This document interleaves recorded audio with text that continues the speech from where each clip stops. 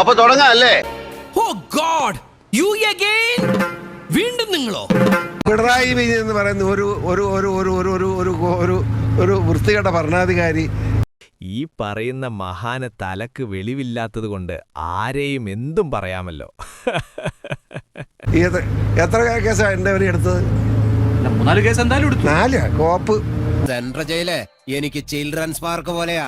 13 കേസിൽ പ്രതിയാണ്. 13 ബലാത്സംഗ കേസിൽ പ്രതിയല്ലേ? വായിൽ തോന്നിയത് കോതയ്ക്കു പാട്ട്, പിന്നെ എങ്ങനെ കേസുകൾ ഇല്ലാതിരിക്കും? പാലായിലൊക്കെ എന്റെ മകൻ ജയിക്കും, പൂഞ്ഞാറ്റി ഞാനും ജയിക്കും. പിന്നെ കോപ്പ് ജയിക്കും, അതങ്ങ് പൂഞ്ഞാറ്റിൽ പോയി പറഞ്ഞാ മതി. കേരള നിയമസഭയുടെ ഒരു പുതിയ ചരിത്രം വരും. അപ്പനും മകനും ഒരേ സഭയിൽ, അത് ഞാനും ഷോൺ ജോർജും ആയിരിക്കും. എഴുതിയിട്ടോ? താമര ചിഹ്നത്തില് പി.സി. ജോർജ് പൂഞ്ഞാറില് മത്സരിക്കുകയാണ്. എങ്ങനെയുണ്ട് ആ ഫീല്? ആ ഫീൽ അങ്ങനെ പറഞ്ഞറിയിക്കാനൊന്നും പറ്റില്ല, കണ്ടു തന്നെ അറിയണം. 52, 10, 52, 9, 61 ജയിച്ചു കഴിഞ്ഞു. ഞാനോ? ഷോ, അതാര് ഇവിടെ പൂഞ്ഞാർ നിയമത്തിൽ 20,000 കോടിന്റെ ഭൂരിപക്ഷത്തോട് ഞാൻ ജയിച്ചു കഴിഞ്ഞു, ഒരു സംശയം വേണ്ട. പുള്ളി ജയിച്ചു കഴിഞ്ഞു. BJP സ്ഥാനാർത്ഥി ആയതുകൊണ്ട് ഡബിൾ ഓക്കെ. ഇത്രയും ധൈര്യം ഞാൻ എന്റെ ചാൽ ശോഭരാജ് മാത്രമേ കണ്ടിട്ടുള്ളൂ. തെരഞ്ഞെടുപ്പിലെ പ്രധാന എതിരാളി സിറ്റിംഗ് MLA ആണോ അതോ കോൺഗ്രസ് ആണോ? രണ്ടും എതിരാളികളല്ല, എനിക്കെതിരില്ല ഇവിടെ, ഞാൻ ചുമ്മാ ജയിക്കുക. നിനക്ക് പ്രാന്താളി വേടാ പന്നി. എതിരില്ല. അവിടെ അവര് എതിരെവിടെന്നറിയോ? 2ാം സ്ഥാനത്തിന് വേണ്ടി അവർ തമ്മിൽ മത്സരമാണ്. LDF ആണോ UDF ആണോ 2ാം സ്ഥാനത്ത്? ആ തർക്കം ഇപ്പൊ നടക്കുന്നേ. ഓ, അത് ശരിയാണ്. ജയിച്ചു കഴിഞ്ഞല്ലോ. നിനക്കതൊക്കെ എങ്ങനെയാ സാധിക്കും? ഈരാറ്റുപേട്ടയിലെ ന്യൂനപക്ഷ വോട്ടുകൾ വളരെ പ്രധാനപ്പെട്ട പങ്ക് വഹിച്ചിരുന്നു. പക്ഷേ കഴിഞ്ഞ തവണ അത് കിട്ടിയില്ല, തോറ്റുപോയി. അത് തിരിച്ചു വരുമോ? ഒരു സത്യം പറഞ്ഞ പുകഴത്തിലാണെന്ന് വിചാരിക്കില്ല. PC, നിങ്ങൾ പറഞ്ഞ ചെറ്റത്തരങ്ങൾ നിങ്ങൾ മറന്നു കാണും, പക്ഷേ ഈരാറ്റുപേട്ടക്കാർ ഒരിക്കലും മറക്കില്ല.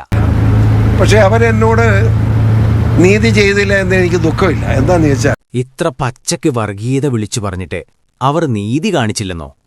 അവർ കാണിച്ച നീതിയാണ് സർ നിങ്ങളുടെ തോൽവി. തെറ്റിദ്ധാരണ ഉണ്ടാക്കുക. എന്തായിരുന്നു തെറ്റിദ്ധാരണ? അത് ചർച്ച ചെയ്യാൻ പോലും ഞാൻ ആഗ്രഹിക്കുക. ഞാൻ മുസ്ലിം വിരോധിയാണെന്നാണ് പറഞ്ഞത്. എന്തർത്ഥമുണ്ട്? അതെ, നിങ്ങൾ വിളിച്ചു പറഞ്ഞ വർഗീയ വിഷയങ്ങളിൽ എന്തർത്ഥമാണുള്ളത്? ഒരു ഉളുപ്പുമില്ലാതെ എന്തൊക്കെയാണ് വിളിച്ചു പറഞ്ഞത്? ഞാനൊരു സത്യം പറഞ്ഞ് വിശ്വസിക്കൂ. എന്നാ എനിക്കത് ഓർമ്മയില്ല. കഴിഞ്ഞു എന്നുള്ള നിലയിൽ അല്ല, ആ കാര്യത്തിൽ ഒരു ഇടയ്ക്ക് കേട്ടു ഒരു ഖേദപ്രകടനം നടത്തുന്നു. ഖേദപ്രകടനം അല്ല, അതങ്ങനെയല്ല. ഖേദം എങ്ങനെ ഖേദപ്രകടിപ്പിക്കുക? അവരെ എനിക്ക് വോട്ട് ചെയ്യാത്ത ഞാൻ അവരോട് ഖേദം പറയണം. ജിക്ക് ഭയങ്കര മറവിയാ. 2-3 ദിവസം മുന്നേ അല്ലേ ചാനലുകളിൽ വന്ന് ഖേദം പ്രകടിപ്പിച്ചത്? ഇത്ര പെട്ടെന്ന് മറന്നുപോയോ? പാവം. ഇതൊക്കെ ഞാൻ പറഞ്ഞുപോയി. അങ്ങനെ ഒരു സന്ദർഭത്തിൽ ഞാൻ അങ്ങനെ അങ്ങനെ പറയുന്നു. ഇതാണ് PC ജോർജ്. ഇതാണ് ഇയാളുടെ ഉള്ളിലിരിപ്പ്. ഒരു കാലത്തും ഇയാൾ നന്നാവാനും പോകുന്നില്ല. മോശം അഭിപ്രായം കുടുംബത്തെ പറ്റി നാട്ടുകാർക്ക്. എനിക്കതിന് സൗകര്യമില്ല. ഇറങ്ങി സഖാവിന്റെ കയ്യിൽ വെച്ചാലത് ഞാൻ ചോദിക്കുകയാണ്, അത് കയ്യിൽ ഇരുന്നോട്ടെ. കലിപ്പ് തീരണില്ലല്ലേ?